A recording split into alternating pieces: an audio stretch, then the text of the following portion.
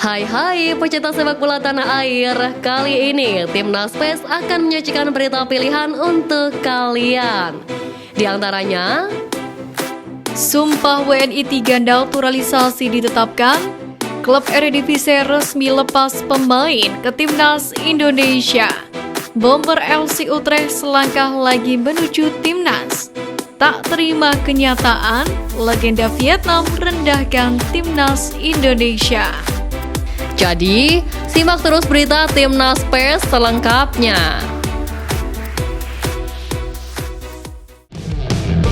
Ole Romeni resmi diperkenalkan PSSI sebagai calon pemain Timnas Indonesia bulan ini.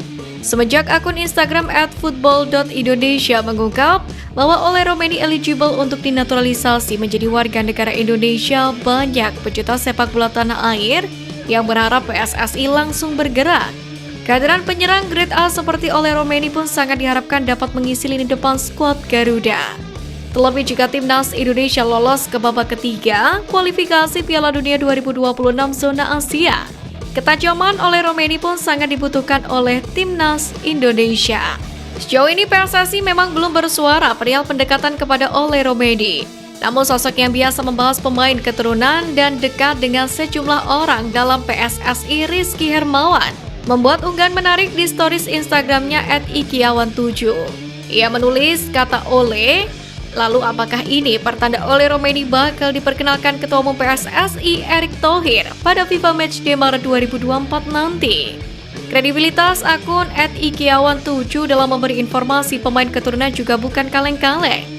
Akun ini juga salah satu yang pertama menginformasikan Ragnar Oratmangun bakal menjalani proses naturalisasi menjadi warga negara Indonesia.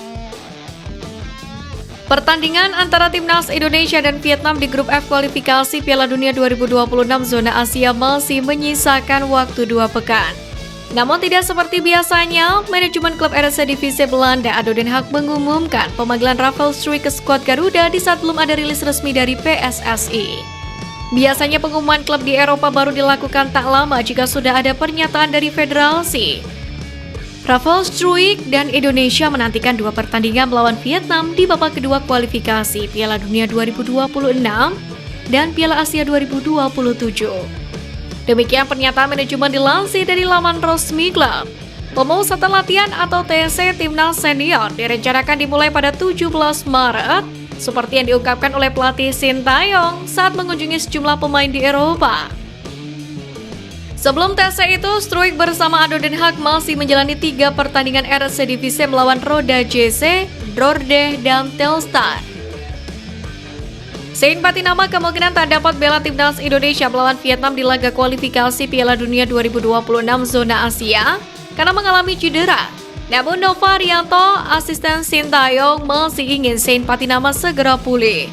Nova Rianto sendiri menyampaikan pernyataan terkait situasi ini, mengungkapkan jika mereka terus memantau kondisi Sein Patinama. Mereka berkomunikasi dengan Sein Patinama untuk mendapatkan pembaruan terkait kondisinya, dan Sein Patinama pun mengakui mengalami cedera. Walaupun cedera tersebut tidak terlalu serius, namun Sein Patinama masih belum bisa memastikan apakah ia akan berpartisipasi dalam pertandingan melawan Vietnam. Jika Sein Patinama benar-benar absen, maka Timnas Indonesia akan menghadapi kesulitan, terutama dalam hal stok pemain belakang kiri. Hanya Pratama Arhan dan Edo Febriansyah yang mempunyai status sebagai bek kiri alami saat ini. 3 calon pemain naturalisasi Timnas Indonesia Ragnar Oratmangun, Tom Haye, dan Martin Paes mendapatkan rekomendasi kepemilikan WNI dari DPR RI. Surat rekomendasi tersebut berdasarkan rapat kerja Komisi 10 DPR RI bersama dengan Komisi 3 Kemenpora dan PSSI di Gedung DPR RI Jakarta pada Kamis ini. Pimpinan rapat Hetifah Saifuddin menyetujui rekomendasi tersebut setelah seluruh peserta rapat menyetujui kesimpulan. Di saat yang sama, berkas administrasi tersebut akan diteruskan ke Kementerian Sekretariat Negara RI yang mana akan mengeluarkan keputusan Presiden. Dari Kepres, ketiganya kemudian akan mengambil sumpah WNI yang dijadwalkan pada 12 Maret 2024 mendatang. Dilansir dari akun Instagram @football.indonesia pada hari Rabu, Jens Raven resmi gabung agensi Fardi Bahdim, yakni Prime 11. Jens Raven sendiri diketahui sedang bermain untuk klub sepak bola Belanda yakni Dordrecht U21. Sontak kabar ini jadi sorotan, apalagi Jens Raven sendiri punya darah Indonesia yang mengalir dari ayahnya. Sebab ibu dari ayah Jens Raven diketahui berasal dari Yogyakarta. Jens Raven sendiri bisa jadi bintang sepak bola masa depan. Dia kini diketahui baru berusia 18 tahun. Jens Raven pun bermain di posisi striker saat ini. Pemain dengan tinggi 188 cm itu pun bekerja cukup apik sejauh ini. Jens Raven sudah membukukan 7 gol dan 4 assist dari 15 penampilannya bersama Dordrecht U21. Proyek naturalisasi timnas Indonesia oleh PSSI memiliki jembatan seseorang keturunan Indonesia Belanda yaitu Fardy Bahdim. Dia merupakan agen pemain yang juga jadi kakak kandung dari Irfan Bahdim. Fardy Bahdim mengurus beberapa pemain naturalisasi seperti Ivar Jenner, Sein Patinama hingga Rafael Struijk. Tidak heran jika dia selalu menemani Sintayong yang tengah melakukan kunjungan ke Eropa akhir-akhir ini.